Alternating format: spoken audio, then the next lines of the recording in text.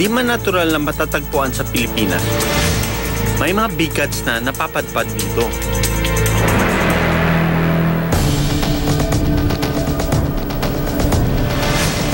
Sa Laguna Wildlife Park and Rescue Center, nakilala ko si Sputnik na isang puma. Si Sputnik ay tinurn over na ng may-ari na di na kayang maalagaan. Nung natakot yung client ko na yun, because yung alagang puma niya, natatakot siya na that one day, i-attack siya. Napansin ko na si Sputnik, yung ating puma, ay namimilay sa kanang bahaging harap na paa at saka medyo namamagay yung kanyang testicle, ano. Bago simulan ang check-up, kailangan munang patulugin si Sputnik at isang improvised blow dart ang ginamit ko para dito. Pag dart ko nito sa hayop, tatama ito ngayon sa laman. Pag tama sa laman, may iwan tong rubber nito. At yun, sumingaw ngayon yung gamot at pumasok sa laman.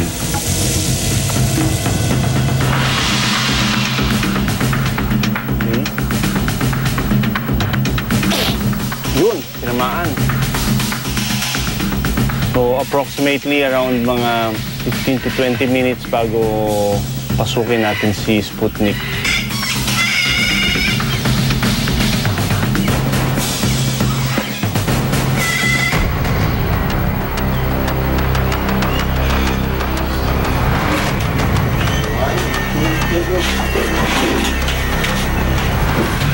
Okay, so yan, pinapasok ko ito ngayon sa kanyang trachea para hindi siya pasukan ng laway.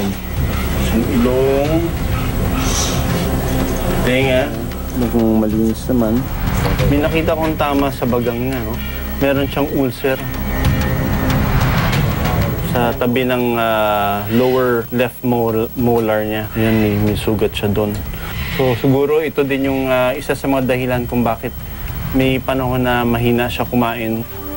Taliwas dun sa suspetsa ko na baka may ingrown.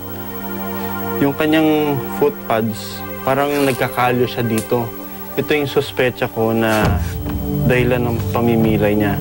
Siyempre, no, sa wild, ang tinatapakan niyan, buhangin, lupa, mga tuyong dahon. Karamihan naman ng mga captive animals na sa ganitong environment.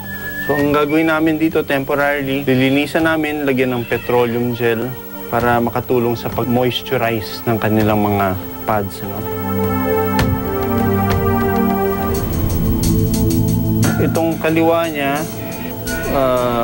ganito yung normal na firmness ng mga testicle nila. Ito yung kanyang kanan. Oops! Parang may abnormality akong napansin. No? Parang may bukol.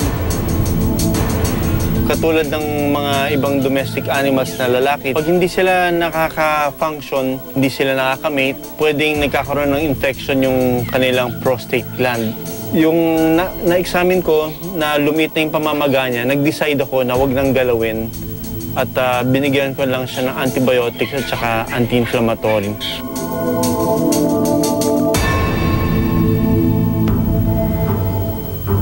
Kukuha na natin siya ng dugo para ma-examine natin kung meron pa ba siya mga ibang karamdaman sa katawan.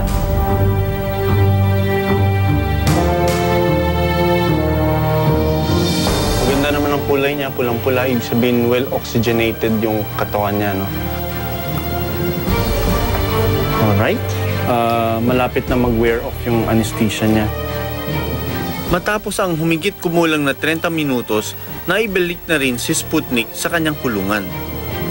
Medyo nagre-react na siya, no? So, dahan-dahan na tayong aalis dito. Pero sa kasamaang palad, makalipas ang 1 taon sa center ay namatay din si Sputnik. So, after 1 year, bigla na lang pumutok daw yung testicle niya and slowly nanghina siya. So, he died.